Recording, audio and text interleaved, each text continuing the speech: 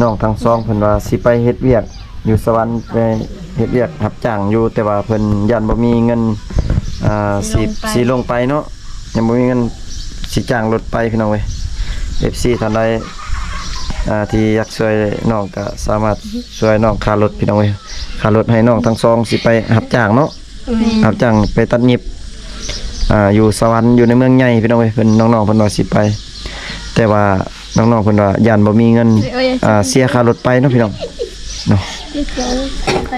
น้องๆเพิ่นบ่มีเวียกเฮ็ดพี่น้องเอ้ยนี่ล่ะวิถีชีวิตอยู่ในชนบทเฮาบ่มีบ่อนหาเงินเนาะน้องเนาะต้องได้ดิ้นรนหาด้วยตัวเองพี่น้องแต่ว่าบ่มีต้นทุนล่ะพี่น้องคือว่าสิจ้างรถไปก็บ่มีพี่น้องบ่มีเงินไปอะไรไงเปิดกินFC ฝากเพิ่น FC ผู้ใดคิดอยากช่วยน้องก็สามารถช่วยน้องได้เด้อพี่น้อง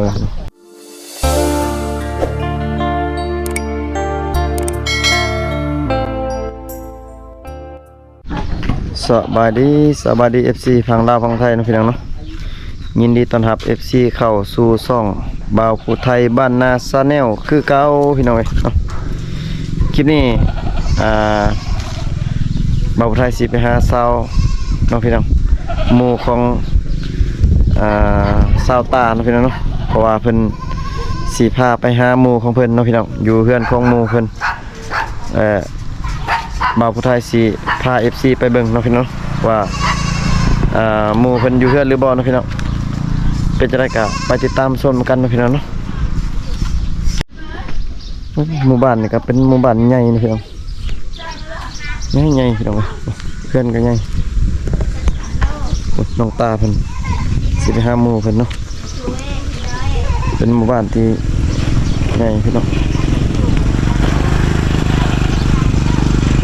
เพิ่นน้องตาเพิ่นสิพาบ่าวไทยไปหาหมู่เพิ่นเนาะพี่น้อง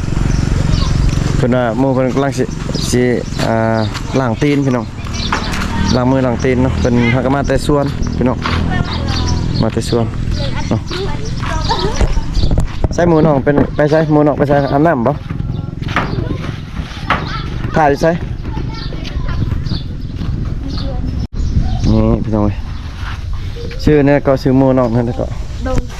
ซาดงเนาะบ่าวไทยลืมเลยพี่น้องชุดก่อนก็มาถ่ายเลยเนาะมันตกลงอยู่เถอะเป็นนั่งพาหมู่เป็นอาบน้ำก่อน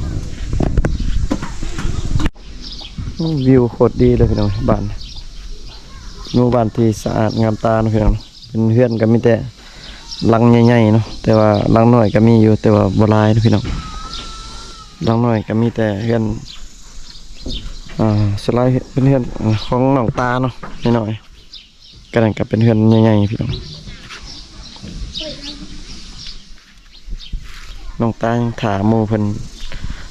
อาบน้ำพี่น้อง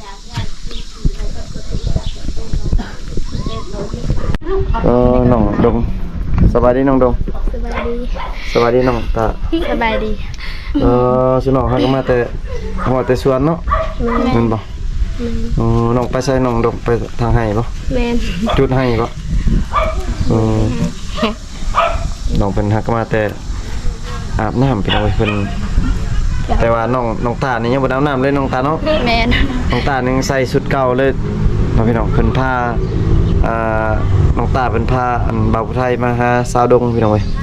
ว่าสาวดงเพิ่นทักมาแต่ให้พี่น้องงามน่าฮักเบิดทั้งซองพี่น้องโสดเบิดยังโสดอยู่ติน้องดงโสดยังโสดคือเก่าเนาะแม่แต่จนสิลืมชื่อแล้วดนแล้วบ่มาให้มาแล้วเทื่อนึงเนาะแม่นพี่น้องมื้อนี้เพิ่นน้องเพิ่นสิให้น้องเพิ่นพาไปเลาะอีกได้จังหน่อยสิแล้วบ่ฮือให้บ่น้องยังบ่แล้วยังบ่เอิ้นกันแล้วบ่เอิ้นแล้วเป็นเรียกมาบ่เกาะอยู่เกาะมันจังนั้นมันให้ FC เห็น FC ถามหาว่าอยากให้มาถ่ายสาวดงกับสาวตาก็เอาใจ FC พี่น้องเว้ยเนาะสาวดงนี่เพิ่นอาศัยเพิ่นอยู่น้ำนาสาวเนาะส สาวดงนี่เพิ่นอยู่น้ำหน้าซาวพี่น้องพ่อแม่เพิ่นอิหยังก็พ่อเพิ่นเสียเนาะแต่ว่าแม่นี่ไปเอาผัวใหม่เนาะเอาผัวใหม่แต่ว่าน้องเพิ่นอยู่กับอยู่กับน้าสาวเนาะ กับแม่เฒ่า อยู่กับแม่เฒ่าเนาะพี่น้องเพิ่นก็อาศัยอยู่น้ำน้าสาวพี่น้องเอ้ยพ่อแม่เพิ่นก็แม่เพิ่นไปเอาผัวใหม่เลยพี่น้องพ่อก็เสียเนาะน้องสาวตานี่ก็อยู่น้ำแม่คือกันพี่น้องแต่ว่า5-6คนเนาะไอ้น้องเนาะ4คนเนาะ 4 คน 4คนพี่น้องแต่ว่าพ่อเพิ่นก็เสียคือกันพี่น้องสองสาวนี่มีแต่ปูนาฮักนะฮักพี่น้อง อย่าแดง ฝนมาตกประมาณนี้เนาะ ตุกบ่ให้ ตกมาแห้งเนาะ อีทั้ง น้องดงน้องตากินข้าวแล้วบ่กินข้าวเที่ยงแล้วเนาะกินอยู่ให้ กินอยู่ไห้แล้วอาหารยัง ปลา กินปลาสตาร์ด้วยซะสตาร์กินยังสตาร์ ปลาคือกัน กินปลากันเนาะไทยอยู่นั่นบ่อยู่เซ่บ่เนาะ ปลาอยู่สิ ไปอยู่เซ่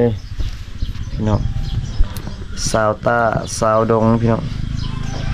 ก็นะครับแต่ว่ายังโสดกี่เปอร์เซ็นต์นี่ทั้งสอง 100% 100%เลยโอ้สาวดงได้ซะ จีบได้100% 100%จีบได้คือกันเนาะ แม่น หนุ่มลาวนมไทยจีบได้พี่น้องพร้อมทักมาตามมักพร้อมทัก จบเสียไป พร้อมตอบแชทมาสิพี่น้องพร้อมตอบแชทพี่น้อง ไม่เล่นผีปลา สาวตาสาวดงพี่น้องมื้อนี้ก็เอาใจ FC เนาะพี่น้องเพิ่นให้มี FC เพิ่นว่าอยากเห็นสาวดงกับสาวตาก็เลยมาถ่ายให้ FC เพิ่นได้เบิ่ง ก็เลยคือเนี่ย บ่ฮ้อนบ่สาวตา โหน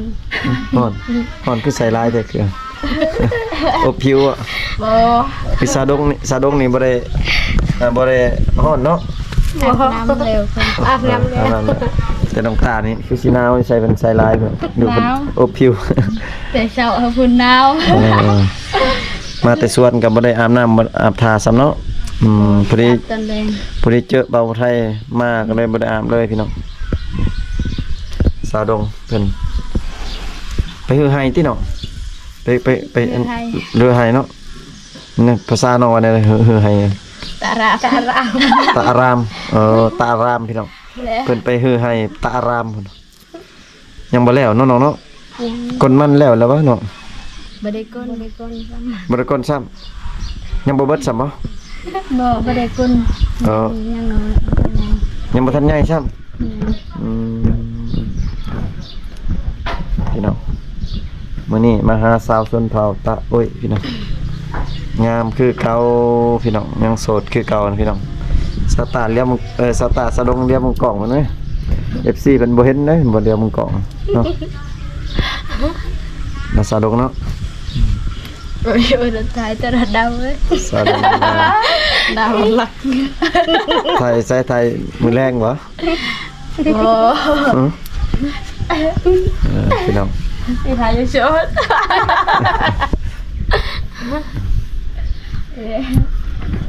บันชวนเด้อจ้ะเด้อ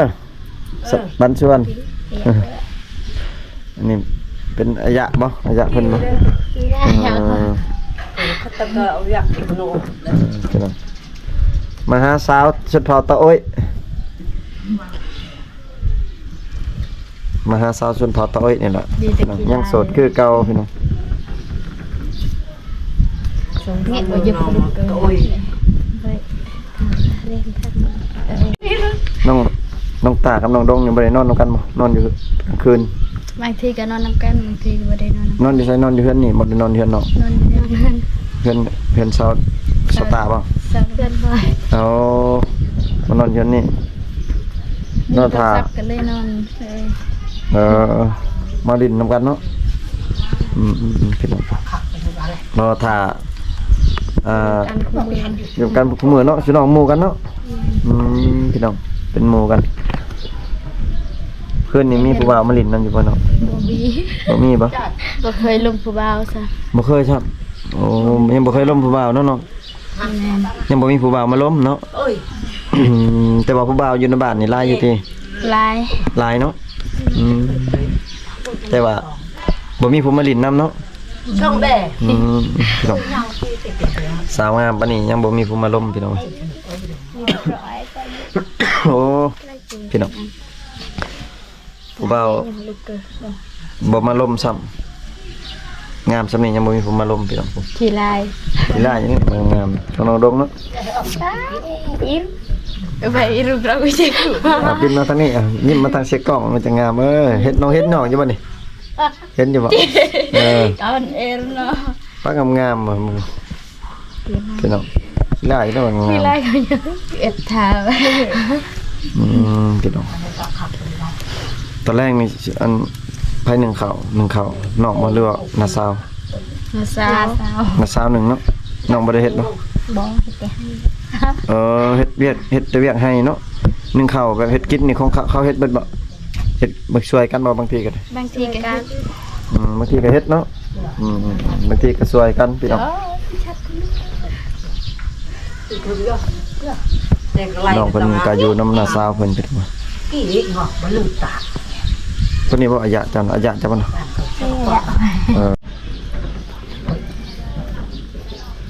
สุน้องอาบน้ำกาอาบน้ำเพื่อนไผมันบ่บ่ได้อาบน้ำกันเนาะอาบน้ำอาบน้ำบาดาลเนาะ น้ำปม น้ำโป่งบ่ น้ำดาน้ำดิน น้ำดินแต่บ่ได้อาบน้ำห้วยน้ำเชบ่ได้อาบเนาะพี่น้องใครแต่ว่าเพิ่นบ้านเพิ่นก็เป็นบ้านใหญ่บ้านที่สะอาดงามตาพี่น้องให้บ้านเพิ่นบ้านเพิ่นนี่โอ้คักอะไรพี่น้องผมยอมรับอยู่สะอาดแฮงแล้วก็มีน้ำใช้พี่น้องแต่ว่าบ่มีสัญญาณเนาะน้องเนาะ แม่น บ่มีสัญญาณเน็ตแล้วก็ 2026ขึ้นก็สิยังมี บ่มีสัญญาณกับแถมบ่มีบ่อนรับจ้างครับหยังเนาะ เกี่ยวกับปั่น น้องเนาะรับจ้างนี่มีแต่ไปสวรรค์โลด เจออะไรเนี่ยไปอีก ไปเมืองอื่นเนาะ ต่ออีจู สะดงก็ไปบ่ไปสิไปทำงาน บ่มีบ่ฮู้กันยันบ่มีเงิน เอ่อบ างทีก็บ่ได้ไปจ้ะ บางทีก็มีแต่น้องไปเนาะ กูอยู่มาเจอกูอีก น้อง น้องขยันบ่ได้ไปคือกันบ่ เอ่ มีเงิน อย่าบ่ได้มีเงินไปเนาะน้องทั้งสองเพิ่นว่าสิไปเฮ็ดเวียกอยู่สวรรค์ไปเฮ็ดเวียกรับจ้างอยู่แต่ว่าเพิ่นยันบ่มีเงินสิลงไปเนาะยังบ่มีเงินสิจ้างรถไปพี่น้องเว้ย FC ท่านใดที่อยากช่วยน้องก็สามารถช่วยน้องค่ารถพี่น้องเว้ยค่ารถให้น้องทั้งสองสิไปรับจ้างเนาะรับจ้างไปตัดหยิบอยู่สวรรค์อยู่ในเมืองใหญ่พี่น้องเว้ยเพิ่นน้องๆเพิ่นว่าสิไปแต่ว่าน้องๆเพิ่นว่าย่านบ่มีเงินเสียค่ารถไปเนาะพี่น้องเนาะ ไปปลา น้องๆเพิ่นบ่มีเวียกเฮ็ดพี่น้องเอ้ยนี่ล่ะวิถีชีวิตอยู่ในชนบทเฮาบ่มีบ่อนหาเงินเนาะน้องเนาะ แม่น ต้องได้ดิ้นรนหาด้วยตัวเองพี่น้องแต่ว่าบ่มีต้นทุนล่ะพี่น้องคือว่าสิจ้างรถไปก็บ่มีพี่น้องบ่มีเงินไป อะไรไงเปิดกิน FC ฝากถึง FC ผู้ใดคิดอยากช่วยน้องก็สามารถช่วยน้องได้เด้อพี่น้องทุกมื้อนี่ก็เฮ็ดแต่สวนเนาะน้องเนาะเฮ็ดสวนกินข้าวเฮ็ดให้ เฮ็ดไทยเฮ็ดนา หน้าก็เฮ็ดบ่น้องน้องตายมีหน้าบ่น้องตา บ่ น้องดงด้วยซะ บ่มี บ่มีเนาะมีแต่เฮ็ดให้เนาะพี่น้องน้องทั้งสองเพิ่นก็เป็นครอบครัวที่ขาดเคินอยู่พี่น้องเว้ยเนาะก็คือบ่าวผู้ไทยเว้าแล้วเนาะ กี่เตอร์ ถ้ามีผู้ใหญ่ใจะดี เนาะไหนจ้องนั่งไหนอย่าง ผู้ใดใจะดีก็ช่วยน้องได้พี่น้องเอ้ยเนาะก็อีต้นน้องอยู่บ่ กี่กูไปเฮ้ยกับไปแต่กูย่ำกี่ น้องตาน้องดงอ้ายสิขอกลับก่อนเด้อบัดนี้เด้อ กูไก่กูนั่งบาดนะ เพ ตัว ราะ ไหน ว่าอ้ายก็สิขอเมื่อพี่น้องเว้ยเนาะ ลมกูลมคือตาโย น้องไทยก็สิกลับเพราะว่าฝนก็สิตกมืดอยู่พี่น้องเว้ยเนาะ อ่านมาเยอะวิทย์ไอ้กี่สำหรับนั่งกูก็ออก FC กดไลค์กดแชร์กดติดตามช่องของบ่าวผู้ไทยบ้านนาแนลนี่เด้อพี่น้องเด้อ เจอกันคลิปหน้าเนาะพี่น้องเนาะสำหรับที่นี่เราได้ขอปิดคลิปเลยพี่น้องบ๊ายบาย FC เลยเนาะ บ๊ายบาย พี่น้องหลังจากบ่าวผู้ไทยกับน้องต้ามาหาสาวดงแล้วก็บ่าวผู้ไทยก็สิขอกลับไปเฮือนน้องต้าก่อนพี่น้องเนาะแล้วก็สิเมื่อพี่น้องฝาก FC กดไลค์กดแชร์กดติดตามทั้งช่อง YouTube ของบ่าวผู้ไทยบรรณาแนลเด้อพี่น้องเด้อเจอกันคลิปหน้าเนาะพี่น้องเนาะสำหรับที่นี่บ่าวผู้ไทยขอปิดคลิปเลยพี่น้องเนาะบ๊ายบายพี่น้อง